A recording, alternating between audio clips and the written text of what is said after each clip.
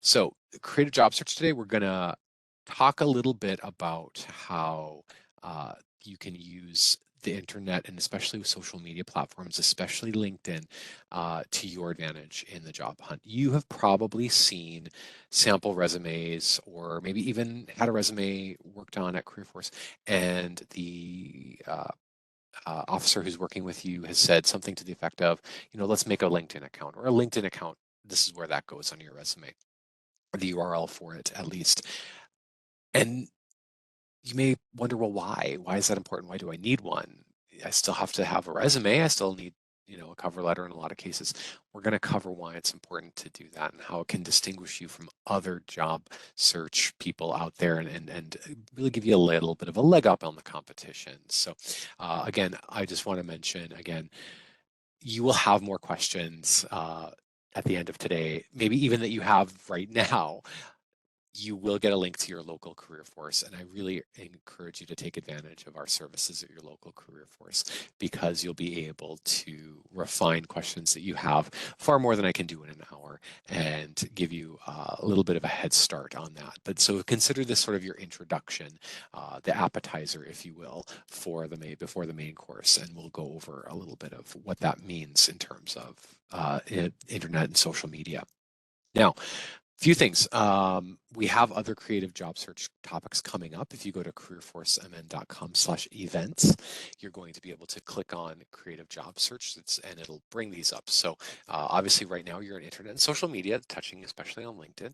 And then next week, there is going to be one of our most popular ones. That's job search over 50. A lot of people thinking about, the job hunt and what that looks like after 50 years old. It's a well-attended one, chock full of great information. Highly recommend that if that's germane to you. After that, in May, we've got 4 others: career planning and preparing for the job hunt. That's understanding where to start. Where's home base? Where do we begin? On the 14th, we'll be talking about identifying your skills and how to fold those skills into an application. And then if you are in certain fields, how to fold those into portfolios, because sometimes those are necessary. We're going to be talking about tools of the job hunting trade on the 21st. And if there's one tool you use the most, it's your resume. If you've been at the job hunt for any length of time, you probably have many iterations of a resume that you've tailored to different positions. We're going to give you some hints and helpful tips and tricks on resumes for that one. And then on the 28th, the job interview. If there's one thing that makes us stressed out in life, beyond maybe our wedding day and a high stakes dentist visit, it's going to be the job interview. And we're going to talk a little bit about how to really have a plan to make yourself the most attractive candidate that they interview that day, and make yourself stand out and control any of that anxiety and nerves, and how to keep those under control.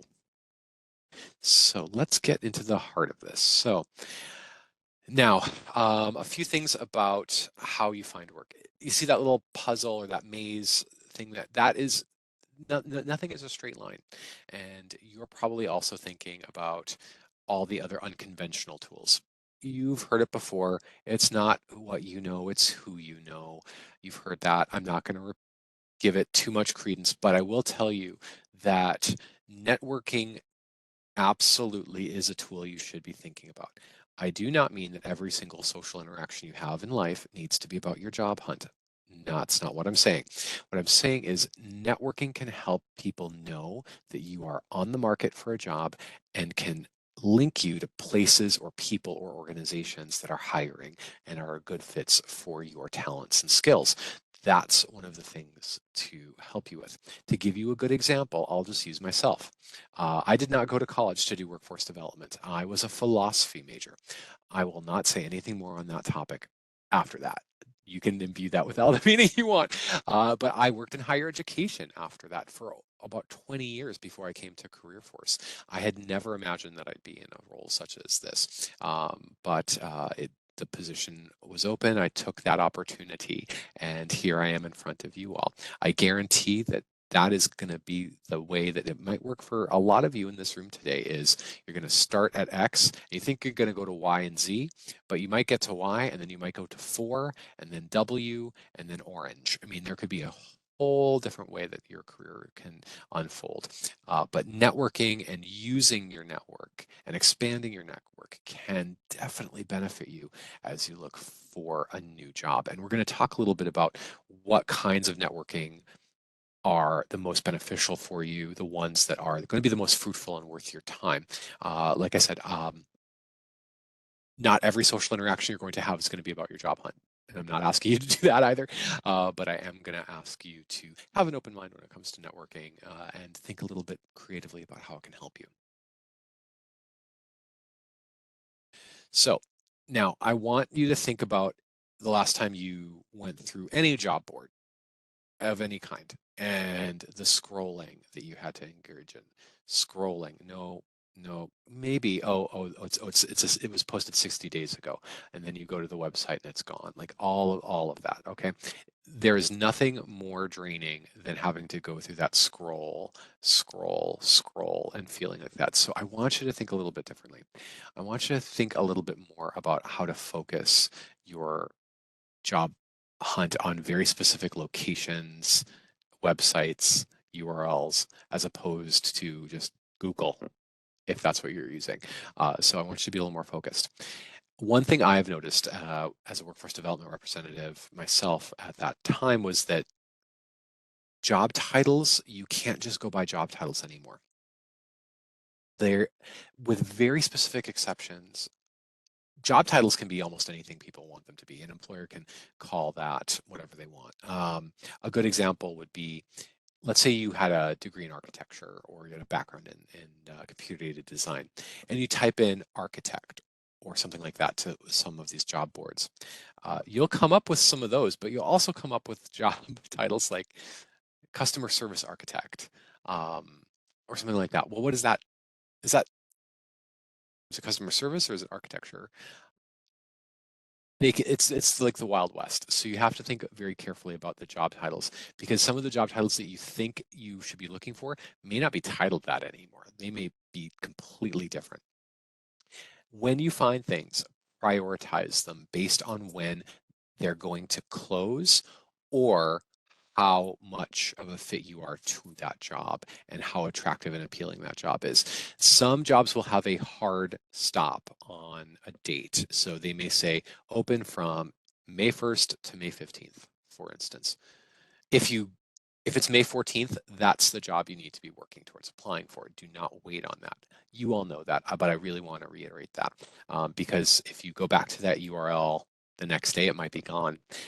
You may think you have until May 15th, but maybe they mean no, it goes away on May 15th. Don't assume you have that extra day. So think very carefully about those.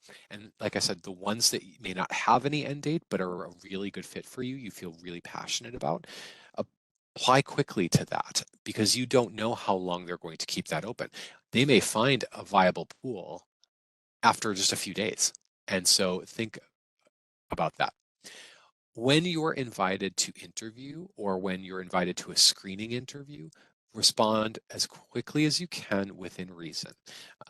Don't cause a traffic accident if you get a call and you're driving.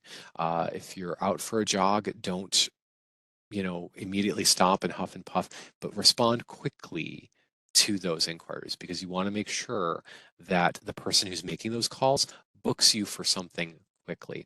I'll tell you right now, just as a quick FYI, if you don't have your voicemail activated or you don't have your voicemail set up, please do that now after this. I will tell you right now, that's a big part because you may not be able to get in front of that phone call for what you're doing, but you want to make sure they can leave you a message. So respond quickly. As you're using the internet, it is oftentimes a buyer beware situation. I won't go into all the kinds of employment scams there are out there, but they are plentiful and multiplying. I will tell you that right now. So be very careful with what kinds of private information you give out. As a rule of thumb, no reputable employer will ask you for anything dealing with checking, credit card, savings account information at all during the interview or screening process. That should be a crimson red flag right there for any of you. So use caution a great deal. And as you are networking with people online, make sure you follow up. Sometimes you won't have the phone number, so you won't be able to get a number, but follow up with a phone call if you can. If you can, an email, a message, but following up is huge. I will tell you right now, when I have sat on the other side of the table screening candidates before I came to CareerForce in interview panels, the people who followed up with us within a reasonable period of time would be easily some of the people that we would look for right away. So follow up with a phone call. If you can't get a phone call, that's okay. Think about an email, but make sure that you're following up on those advertised jobs. Now, remember when I talked about employment issues? Okay. I want to really emphasize MinnesotaWorks.net is our largest Minnesota-based database for jobs. There is a team of people who are vetting that behind the scenes. You don't know them, you're not going to meet them, but they are a dedicated team that is making sure that those jobs are real jobs, not phantom positions, not ghost jobs. They're real jobs, and that they are going to be hiring for that position. So you can have peace of mind there. But most importantly, your account can post up to 5 different resumes based on your goals. One resume may not be enough because you may be, the equivalent of a human Swiss Army knife. You may have a lot of different talents and skills, and you want to showcase those because you're not sure where your next job might be, but because you can do a lot of things. You can have up to 5 resumes that point out in different directions for different career pathways. So take advantage of that. But I really would say when you are going through your job search, look at MinnesotaWorks.net as your go-to. If you come to CareerForce, we can even show you how to create a saved search inside of Minnesota Works. So it will email you a digest about jobs that match your resume in a radius that's close to you. It's a really neat feature. A lot of customers don't realize are there. So please do use MinnesotaWorks.net as your go-to for those sites because we take great care in making sure that the jobs that you find there are accurate and they're real and they are hiring for those.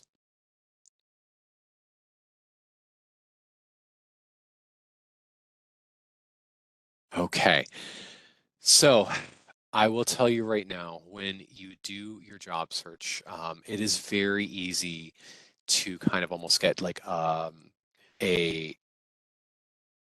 kind of like a hypnosis as you scroll through job boards. And you know, I'm willing to bet, even though I don't know you, I'm willing to bet that you have probably been on job boards and scrolled, and then all of a sudden just stopped for a second and thought, what was I just doing? I don't remember any of those jobs because you just kind of got hypnotized by the scrolling. I will tell you right now, the large majority of job seekers are going to find their next job by using networking and using their network to their advantage. You will have to apply online. That part isn't going to change. That application online is the step through that you're going to be using to kind of meet their legal requirements to apply. That's just going to be the case. But working through the network to make sure that you're touching base with the human beings behind the scenes at that company gives you a leg up that a lot of people miss. And we're going to talk a little bit about how to do that. But networking distinguishes you from the sea of applications and the sea of resumes that may be hitting hiring managers or HR professionals' inboxes as they advertise new positions. I also want to tell you, balance your time online between networking and self-marketing, all right? Don't be online just to be on a social media platform, all right? I'm going to underline that. Don't be online just to be on a social media platform.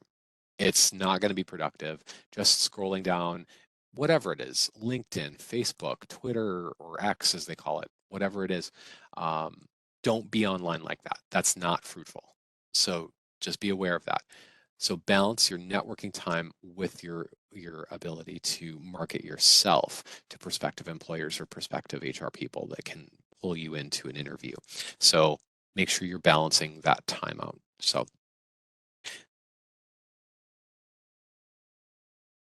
So one of the biggest questions I get when I say, well, who do I network with? Like, I don't know anybody who works at, you know, company XYZ, and I'd love to work there. I usually tell them, you may not know anyone who works there, but I promise you, you know somebody who does. So here's who I mean. Your network are people who are your colleagues, family and friends, people who are acquaintances, not necessarily people who you would consider friends, not people in your bowling league, but anybody that you do know. Business contacts, including former clients or customers, or those types of people, can also be business contacts. Referrals from other contacts who will give you that warm handoff. Networking groups, job clubs. Just so you know, we have job clubs at Career Force, and I will tell you the ones I do, particularly the ones online. There's a ton of networking and a lot of great information shared at our job clubs, tips and information about where to apply, where to think about applying, where to, who to contact. Great source of networking is our Career Force Job Club. Look into that. It's a great way. Even if you're not sure where to begin, Job Club. Professional organizations and civic groups. So professional organizations, like if you were part of a union or collective bargaining group, that can be, and then civic groups. All of those that you might be involved in can be a part of the network. This is the time to use those relationships. And so this is the time to think creatively. You can think broadly about this. Remember, you're not trying to sell anything but the talent and skill that you have on the job market. And trust me when I tell you, if you've been to any of our other creative job searches, you have a ton of talent and a lot of transferable skills. You may not realize it, but you do. And if you haven't been to those, I highly recommend going to our other creative job search modules, because you will learn that you have a great wealth of skills to market to this network. Okay, so think of this as sort of just a schematic of the different ways that things work. So a first level contact is someone in your family or somebody you know, your neighbor, your cousin, your sister, something like that. Then you move to a second level contact, your cousin's friend, and then your friend's former boss, third level, and then fourth level contact. It's that fourth level contact that's hiring somebody. I will tell you right now, the network is about highlighting your availability and the skills you can bring to bear. It's not a job interview. It's not that formal.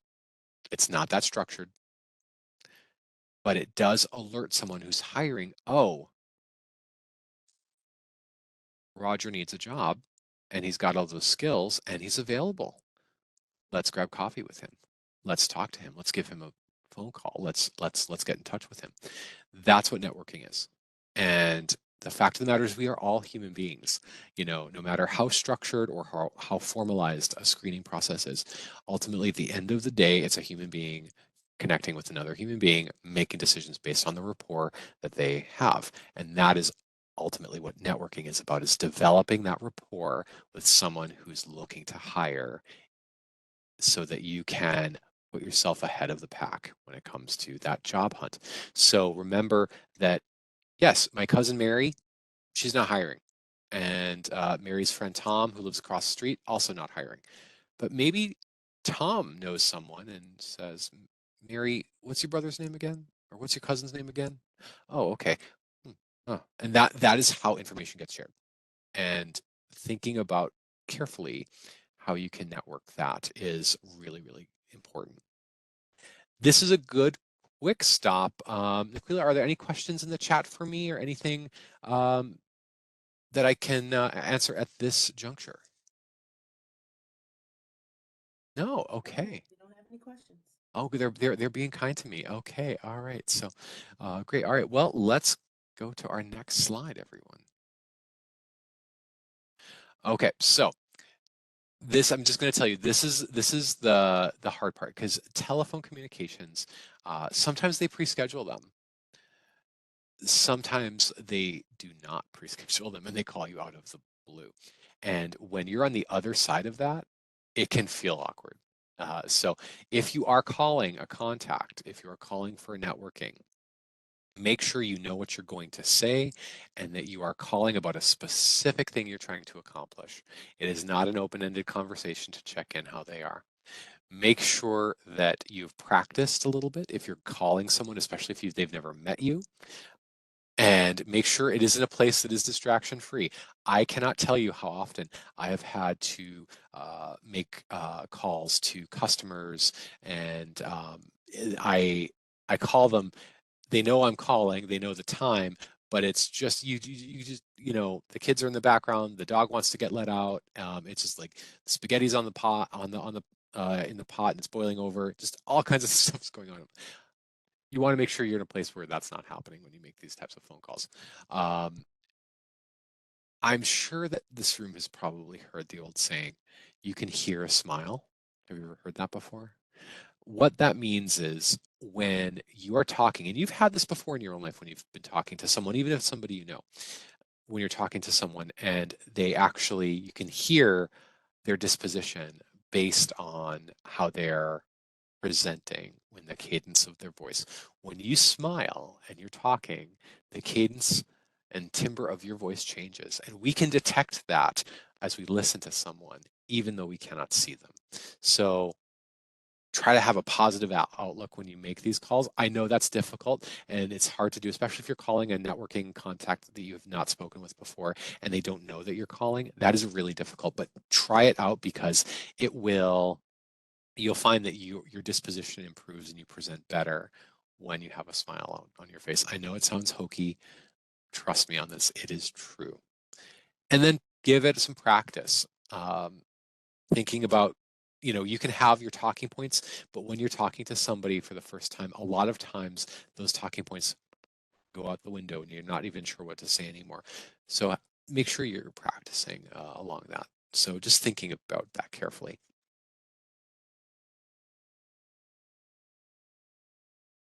So as you're making contact with prospective employers, you start with that phone contact.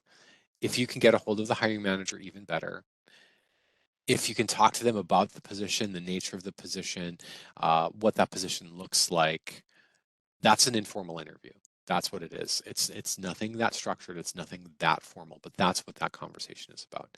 And then initiate the next step. Ask them, from what you've told me, that sounds like a really great match with my skills and your needs. What would be the next step? And they'll tell you what the next step is. It might be to formally apply and step through the application. One of them might be make sure that you send me your resume and your cover letter, and here's my email, depending on what their needs are and the kind of business you're looking at. But no matter what, that make sure that you have a positive attitude. I'm going to just share kind of a saying I use when I do the job interview, creative job search. It's that positivity attracts, negativity distracts. And you've seen this in your life where you've been to a social function and someone is gregarious and smiling and they're engaging with their mannerisms and their body language. People can't help but want to continue to talk to that person. It's just human nature. Likewise, you've also been at social functions where you meet someone and it's sort of like they have like a rain cloud over them, like sort of like a cartoon character where it's just raining. You can't get away fast enough. You just no thank you. That's also human nature. So making sure that you are maintaining that positive attitude and that that positive disposition, as hard as it is, make sure you're maintaining that during those conversations. Again, because positivity attracts people. It's what they remember. Negativity distracts people. They don't remember you and they don't remember much about you. They just remember the unpleasantness. So think about that really, really carefully, everybody. Now, social media itself. Let's talk about that. And I want to distinguish between a few things here. All right. There are many, and it seems like more all the time, different social media platforms going on all the time. So we have LinkedIn and Facebook and Twitter. Now Twitter's called X, but now we have Threads. We have Instagram. There's Snapchat. There's so many social media sites. I want to distinguish about this. So most of you probably have a Facebook page or something else like that. And I want to really emphasize that's all well and good. Those are personal. You can use them to a limited extent for networking, absolutely. Remember, we talked about that first level connection is possibly family and friends. Well, where are you going to find your family and friends? Oftentimes it's Facebook. So you can use those. But those are personal things. Most employers are not scouring Facebook for information about you or even who's available to work for them. Those are not what they're doing. LinkedIn, however, is your professional platform, and we're going to talk a little more about that in just a few minutes here. But I want to really emphasize those personal social media sites. Employers often will use Google and go to all of them to learn more about you. Be aware that they will evaluate information about you on all of those platforms based on what you have and what's available. A word of warning about your personal social media. I am not in any way going to tell you what you should and shouldn't put on social media. Those are yours. I am going to tell you think very carefully about your privacy settings for your social media and revisit those. Some people have very strict privacy settings, so you could maybe even see the count exists, but nothing else. Others don't even know they exist. Question? Yes, Jason, we do have a few questions that popped in Great. the chat that I wanted to address.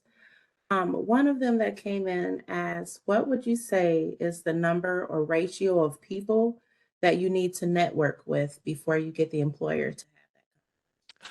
That's a fascinating conversation. That actually came up in one of the job clubs that I host. And I usually, I looked at actually some academic literature on that. Usually they say around 10 to 12 is the sweet spot of new contacts you want to develop from LinkedIn to give you good information you can use for the job hunt and usable information. After you get past a dozen people that you're connecting with, it can start to get a little bit overwhelming and actually distracting from other parts of the job hunt. So usually I would say an ideal number is between 10 to 12 based on industries. Some industries are smaller and more rarefied than others for sure. But usually around that number is a good that's a good number that will give you information that's usable for you to network more directly with prospective employers. Right, and then we do have another question here to follow. Just grab that here. All right, now what would you include in your cover letter?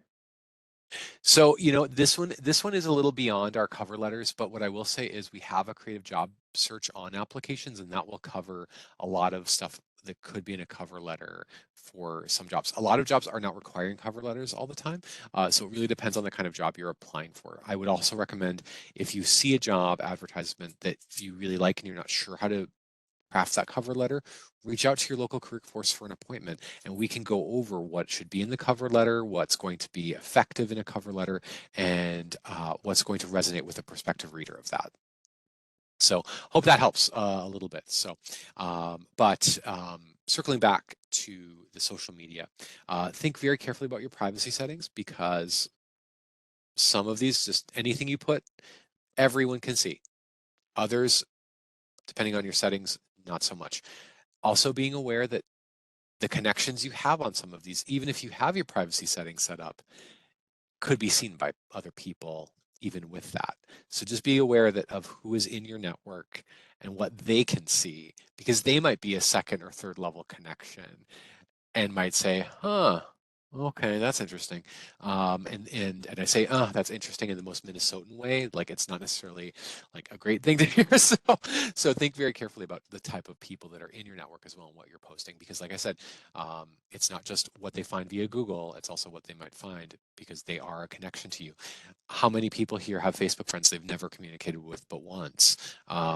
They're still in your network. I'm willing to bet quite a few people don't even realize who's in their network. So thinking about that carefully as well for that. So be cautious about the things you post online, especially during the job hunt, because they're going to look at it. They're going to try to find it. Maybe they shouldn't, but it's human nature. They're going to still try to look.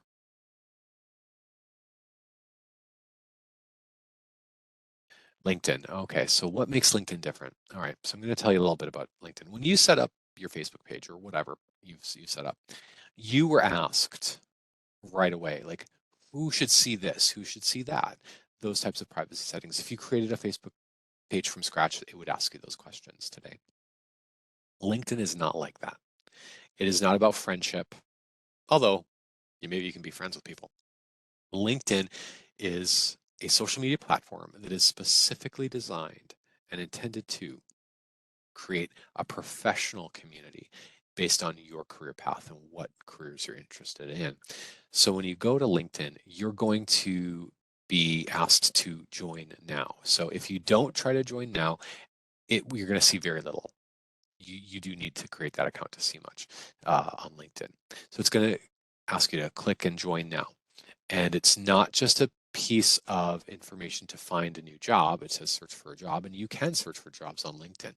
But it is, when we talk about networking, it is by far one of the best platforms for professional dialogue and professional connection that you can have nowadays, bar none. And so that's something just to be aware of when you click on that. You can also find a person you know or learn a new skill. We're not going to touch so much on that today, but it can develop rapport and relationships that you can use and leverage to your advantage in the job hunt, just so you know. So we're going to talk a little bit about what's called a LinkedIn All-Star. If you've heard that before, we're going to talk about that. I'm going to address that with you right now. But that's something just to be cognizant of, because that matters in how people find you when it comes to your professional presence online. And I do know that there's some questions in the chat, everybody. I do know that. We'll get to that at the end, just so you know, because there's quite a variety. So I just want to talk to you a little bit about that. So the first thing I want to talk to you about, the All-Star status. What is the All-Star status? So the All-Star status is a category that LinkedIn puts your page in. It's not a little badge that you get. It's not a little award. It's a category of what you have that increases your visibility to people who are in positions to talk to you or anybody because they're hiring. And that's what you want, because it moves you up. So you've done this before. Have you ever gone to Google and typed in lemon bar recipes? Well, how far do you get? Maybe page 2 before you settle on a recipe you want? It's the same situation with LinkedIn. People type in, I need a CPA with government accounting experience, and they type that in. They're going to get a lot of people. The LinkedIn All-Star profiles are the ones that are going to come up to the top. And I'm going to show you a little bit about that. So the first part of becoming a LinkedIn All-Star, even though, again, you're not going to get a badge or a cool little trophy, is really important. So the first one is a profile picture. Now, I'm going to just share with you this. We are human beings. We like to see other people's faces. Our brains are hardwired to pick out faces amongst other things. So I want you to really think deeply about what kind of profile picture is appropriate. So you've got A, B, C, D, E, and F here. So just want to ask, which ones are appropriate? You can put your answers in the chat. Which ones do you think are appropriate for LinkedIn? Hopefully A is not one of them. Okay, so yep. Okay. So it's actually just B and C. So the reason why F is not, guys, is it cuts her head almost completely in half. C doesn't do that. We can still see most of her head and face. D is not, because there's a reflection. It's very casual. The person's wearing like a hoodie. And then E, that person looks like they're at a party. Again, too casual. You want to make sure that you are projecting a professional image for your profile picture. That's a big part of this, because again, that's how people are going to make that connection. Oh, okay, they're taking this seriously. Something to remember. Have that. The relevant headline. Now, this is from my colleague Sam. He's the one who normally does this. He had a conflict today, but this would be his LinkedIn profile. So Sam Keel, and that's his headline. The reason why he has all of these things here is not because he does all of these things every single day. Those are his skill sets, and where he's strongest is in workforce development, in e-learning, in motivation, in training and development. You don't need to list every single thing you're good at. I will tell you that. If you did that, there would be 200 of these, I'm sure, because you all have a lot of skills to list. You want to list the ones that are the most relevant and germane to your job hunt and the ones that where you are strongest. The reason why is because these words will get included when someone's typing that in. So if I'm looking for an e-learning expert, if you've got an all-star profile, this is the kind of thing that's going to come up. If I pulled that word e-learning off, they wouldn't show, even though they have that capability. So making sure that you have those headlines in there to pull off of LinkedIn and so that that's there is critical for the search. But it also is another one of those criterion that you need to be thinking of for that all-star status. So relevant headlines that you're thinking about. Sam also has his location in there, not where he lives, but the city and state and country that he's in. That also matters because if you don't have that in there, some employers will be trying to find someone close to them because maybe they don't have a remote option. It's a physical option. So you want to make sure you have your location in there. Industry and location, like we just said, it's in Alexandria. You want to make sure that that industry is in there and that it's listed. The other thing I wanted to mention is, as you saw from Sam's, it also had contact information in there. So if somebody wanted to call him, you could click on that if it was a prospective employer and call. That's important. I can't tell you how often I talk to employers on the other side who say, I got this great resume, but when I call, it always rolls to voicemail. It looks like they're screening and I can't leave a message. So contact information is important. The industry that you're in is critical because you want to make sure that you are demarcating yourself on your profile of where you are and what you do. Now, your experiences. When I say experiences, it's going to ask you for your job history. Basically, it's what they call that, and you need to have specificity in there. So you want to make sure that when you do your job history in there, the experiences, you're putting a minimum of around 200 characters per experience, and characters, letters, right? It's not um, you know uh, a Russian novel. Maximum of 2,000. 2,000 would be too many. I'm just going to say that's a lot of characters for estimation of a job. Um, but a short paragraph will be sufficient. You want to make sure that you're putting as many of your job experiences as you can put in there. I'm going to address a question I know some of you have right now. Well, what if I'm young? I don't have that many jobs. Maybe I've only had a couple jobs. And what do I do now? Other experiences that you have that were work can substitute there, even if you weren't paid. So volunteer experiences can work if you were involved in any school or student clubs. Those can be listed under experience as well. So all of those can add into experience. That's one of the biggest questions we get is, well, I only had one job, and because I'm a freshman in college, or I just graduated from college and I've only had 2 formal jobs. What now?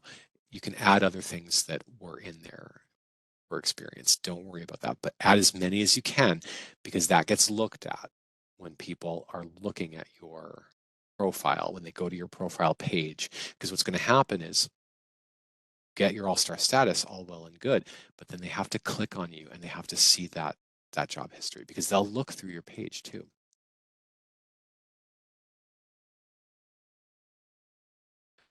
Skills. Okay, let's talk about skills. You have to have at least 5 skills listed for all-star status. Okay, I want to really make sure that that's down there. So, and you have, like I said, you have more skills than 5. You have a lot of skills, but you have to put 5. You can put up to 50. That's a lot. That's excessive. 50 is a lot to put on there. I would say, as you say, what are your 8 strongest skills? What are your 8 strongest ones? Things like that that are relevant to the professional world, right? I can make one heck of a lemon meringue pie. I can. I'm not going to put that on LinkedIn. it's not something that's going to be germane to any job I'm going to be looking at. So thinking about what kind of skills you have that you know you have that are relevant and that you could demonstrate that somebody could, let's say if they called a reference, would be able to demarcate and substantiate if they were asked about it. So making sure that you have at least 5 skills that are listed there. Oh, sorry. I'm using the scroll button. Let's go back. Making sure that, oh, question. Yes, we actually have a couple that are Okay. popping in, and it's Okay. so then I'd just like to go back to one that was mentioned earlier. Now, TikTok seems shallow, but is there a creative way to use it for a professional purpose? I haven't found one. Unless you want to be a TikTok star, I have not found one that rivals LinkedIn in terms of the networking capacity and rapport building that you can do through LinkedIn. I'm just going to just be very honest with you. Next question we have here. How can we get our LinkedIn profile reviewed and checked? So that's something that we could do for you at CareerForce. If you're concerned, you know, that your LinkedIn profile isn't up to snuff or it's not substantive enough, you can make an appointment with someone like myself at your local CareerForce, and we can review it with you, give you some pointers on how to put a little more meat on that bone and build it up so that it is more attractive and appealing to people that are prospective employers, and that will get ranked higher and closer to that all-star status that we want for all of you. I have a few more. How many would you like to address Just next? let no, we've got a few more minutes, so let's keep going. Okay. All right. Now, is a third party review of social media impression that you would recommend? And It to depends. verify, go ahead. I'm sorry. Yeah, no, it would depend on the third party. If it's just somebody who's gonna like kind of look through it and say, yeah, that's fine. Usually, what I'll say is try to look at your social media from the perspective of an employer, from the lens they're using.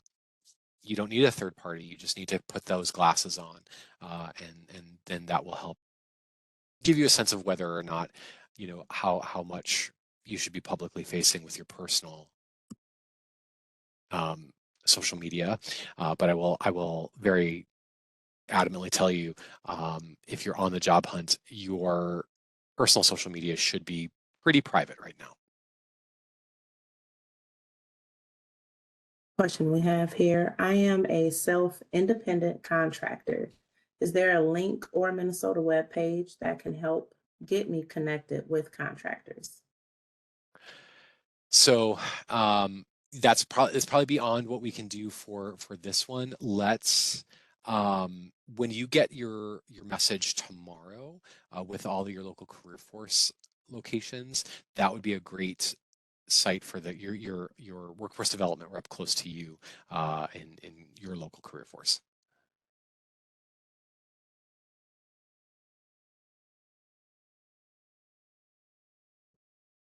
Now, how do you handle the industry and location if you are needing to change the industry due to downtime and requiring a change to something else? Sure. So then what you would want to do is when you talk about the industry that you're in and location, remember how Sam had, let me go back here to, if I can, I'm just going to show you.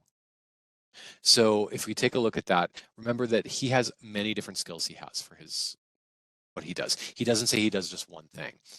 So that's what I would recommend for you. So if you're looking at a career pivot, make sure that the headlines you put on here are relevant to your new direction with the new skills or the skills that you have for that new direction that you're going to be taking. So that's really important because again, those are keywords that will pull up in a search. It's not just sort of your self-branding or self-marketing. It's something to really think about. So things of that nature are really important. So let's go back to skills. So remember, minimum of 5, 8-ish is a really good number, but everything has to be substantive and it can be substantiated by somebody else. It's something you could demonstrate if you were asked to do so in an interview setting. Now your summary, okay, this is that elevator pitch. This is that, that dark and stormy night statement that you have that just pulls the reader in. It's not a 2-page essay about why you're great. It is short, it is provocative, it brings the reader and holds their attention on your LinkedIn profile as opposed to someone else's. That's what this is. So you'll notice that with Christina here, it's really only 3 sentences long, but it really is trying to create a one-on-one dialogue about connect with me. I'm the one. Let's talk about how I can meet your needs. It is a marketing statement. It is a self-marketing statement in that summation that she's putting there. It should be an explanation of the headlines that you're using. So it elaborates. So remember how Sam had e-learning in his? If that was you, it would talk about how e-learning is important to you, what you've done with that. Likewise, for any of you, it should do the same. Remember, somebody who's reading this is not going to be curled up with a cup of hot cocoa in front of a fireplace, spending a lot of time. It's going to be a very short amount of time. So you want to make sure your summary is just that. It is a concise summation, a synopsis of your skills and ability that elaborates and clarifies what you've said in your relevant headline. Your education, yep, it will ask for your educational attainment. Just so you know, you'll need to have something there, even if it's just a high school diploma, GED, and you feel like that's all I can put, that's fine, but you need to put that. You won't be able to meet the All-Star status unless you have the education section filled out. You do not need to be a Harvard graduate for this, not even close. But there does have to be something there for education because the all-star status, the way it works is it's going to look at that as a component, as a key component for that. So make sure you're putting your education in there, and you don't have to put graduation dates. And I know that's coming up. Well, I don't want people to know how old I am, or I'm concerned about that. You don't have to put in graduation dates, just FYI. So you can do that. The other thing is, if you did go to a post-secondary institution and you put that in there, alums of that institution may be able to connect with you. So that's something that's really neat about that. So just thinking about putting in that education. And then you need at least 50 connections. What I mean by connections for All-Star status is 50 people that you've reached out to and that have said yes. And when that doesn't necessarily mean 50 people that like you're actively pinging off every single day, like 5 people on Monday, 5 people Tuesday, 5, and then repeating that. It doesn't necessarily mean that. Some of your connections will be further out. Some will be very close. That's kind of the way networking is. Some are first level, like we just showed you. Some are second level, some are third level, some are fourth level. But you need a minimum of 50 connections that are professional in nature for that all-star status to be, for your profile to be awarded that all-star status behind the scenes from LinkedIn. So no, you don't have to start over. So, so I saw that just in the chat. But a minimum of 50 is what you need for that all-star status to kick in. I will also tell you that if you think that's a lot, LinkedIn will suggest people for you to know as well that are linked to you in some way. Maybe they're a fellow alumni from school you might know. Maybe it's someone who worked at the same institution or organization that you worked at. Maybe you didn't overlap, or maybe you had a short overlap. It will not be difficult to get to 50 connections with once your LinkedIn profile is all filled out. I promise you that. It will actually come quite easily when that's done. So that's the last criterion, is making sure you have at least 50 connections for all-star status. And like I said, it'll happen quick. It won't take very long to get to 50. So just to give you a sense, this is the kind of LinkedIn reach that it has across the world. As you can see, there's over 180 million LinkedIn users in the United States alone.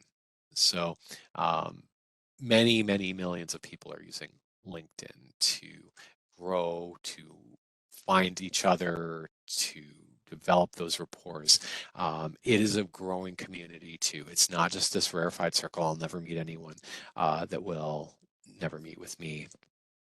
quite the opposite. It'll be actually quite different than that. So rest assured, your LinkedIn connections will grow with time. So even if you start at 20 connections, give it some time. You'll get to that 50 connections relatively quickly because there's a lot of people on LinkedIn. Just almost almost 200 million, or getting close to that. That's tremendous. And so now, of course, not all of those are in your field, but like I said, it's a big, big community that's growing. So now, LinkedIn videos. Okay, so you may have seen, if you've ever been on LinkedIn, you may have seen you can make a video of your profile. So your profile can contain a short video snippet if you want to do it.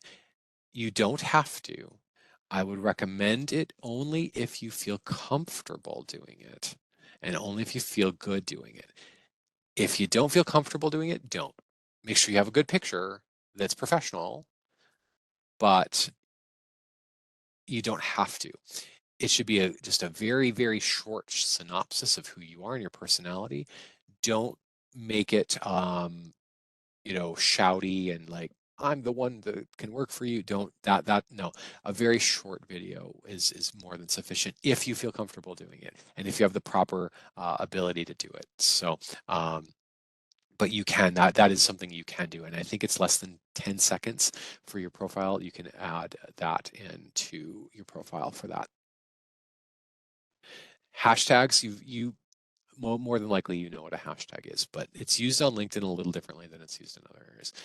People post things on LinkedIn and they can pull up based on a hashtag. So a recruiter, for instance, can pull up people who click hashtag career change or hashtag open to work as a part of their profile or in profile updates that they do on their LinkedIn account. So you can create entries on LinkedIn just as you could on Facebook about yourself and then post and then it's seen by other people. So you can use hashtags to help emphasize what you're doing and amplifying that to try to bring people in. Make sure that they're commonly used hashtags. Hashtags that you develop or you think are appropriate might just be well and good, but if that's not a commonly used hashtag, the people who are looking for that, those recruiters, for instance, it won't pull up. So make sure you're using hashtag either open to work or career change, something along those lines, because that will be more likely to get pulled up in a search because they can again search by hashtag on the employer or recruiter side. Open to work, you've probably seen that green banner on there. And I will tell you right now, if you do that, everyone can see it, not just recruiters. So if you do that open to work and you let people see it visually, it immediately says, I'm open to work. Okay, that person's on the job market. They are looking. That's great. But everybody will see it, just so you know. There's no delineation between just recruiters, just HR professionals, and people I know from church or people I know from work or people I know from wherever. Everyone's going to be able to see that. Just be aware of that. You can set it, however, so that you can be considered open to work in the column, but not have that banner. It's not as visually impactful, of course, but you may want to be more discreet with if you're open to work and looking for a new job or not. It's something to be aware of. Rest assured, if you do that, your recruiters can still see that you're open to work on their side when they're using their interface with LinkedIn, which looks a little different than yours, but it doesn't have that green banner that sort of traces the profile picture, just so you know. So just be aware of that. You can do either one. Okay, so the cool thing about LinkedIn is, have you ever seen their interview prep? Has anybody ever done LinkedIn interview prep? So it's not a real person that's doing it. It's not akin to what interview prep is with someone like myself at your local career force. But sometimes you won't have time to make that appointment. Like you'll be told, hey, we loved your resume. We loved your LinkedIn profile. It says exactly what we want. We'd like you to come in tomorrow. LinkedIn has, and you don't have to have LinkedIn Premium for it. LinkedIn has kind of an artificial intelligence that will record you and it will allow you to kind of put yourself in that, and it'll give you some questions you'll record, and it will give you some helpful hints and tricks on what you're doing. It will actually look at your mannerisms. It will ascertain how long it took you to answer a question. It will trace your eyes to see if you're making eye contact with the camera. It'll do all of those things, and it will give you some ideas on how to refine. And sometimes it's a very helpful tool, especially when you don't have time. Again, we have that ability to do that in person, but sometimes again, you won't have the time. You won't necessarily be able to do that. So it's a really neat tool. I'll put the link in the chat before we're done, by the way, just so you know. And of course, thank you for being here today. I am not Sam Keel. I'm Jason Pandrella, but always happy to help with anything. Let's talk about, so I know that there are questions in the chat. So why don't we go over those right now while I have everybody? All right, sounds good. Let's see. So is it a 10-year range still good for Now, experience? you can, but not with LinkedIn. LinkedIn, you can go all as far back as you want for it. So you don't have to, especially if you're concerned about ageism, where you're thinking like, if I go back 35 years, somebody might not want to hire me. You don't have to. You can still do 10 years, but if it's germane to it, you can keep going back. With LinkedIn, it's a little bit different. It's not the traditional resume format, and it's not going to lay out like that either. So. And how important is it to sign up for premium? Premium is expensive. I think it's up to something like $40 a month or something like that. LinkedIn would like you to believe that it will just change. It's just going to be a complete game changer. I'll tell you personally, I've had LinkedIn Premium before. It's neat, but it's certainly if you're looking at your personal budget and that's not something that you can fit into it, it's still okay to just use the regular garden variety version of LinkedIn. It will do just well, just fine that way without the premium. How does endorsing skills play a role? Yeah. So if you can have your connections endorse your skills, what that does is the it assists the search features. So it pulls those verified skills, those endorsed skills into the search, and it helps those recruiters know that you're actually like, you're not, because I could put anything right there, right? I could put in, you would have no idea until you interviewed me whether or not I was good at decision making or conflict resolution or what have you. But having that endorsement verifies it. Think of it as getting that good housekeeping seal of approval for those. So if you have connections that can verify those skills that you're putting on, great, go for it. Is there such thing as having too many connections?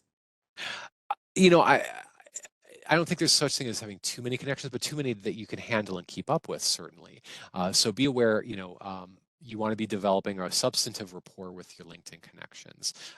One of the things is when you find, so for instance, when you do an application and at a company, you can use LinkedIn to look at that company, find people who work there, potentially as someone in HR, and just reach out to them and say, hi, I just applied for this position. Really excited about it. Would love to connect. Very short, but that can distinguish you from the rest of the people that are applying who never make that reach out or that connection through LinkedIn.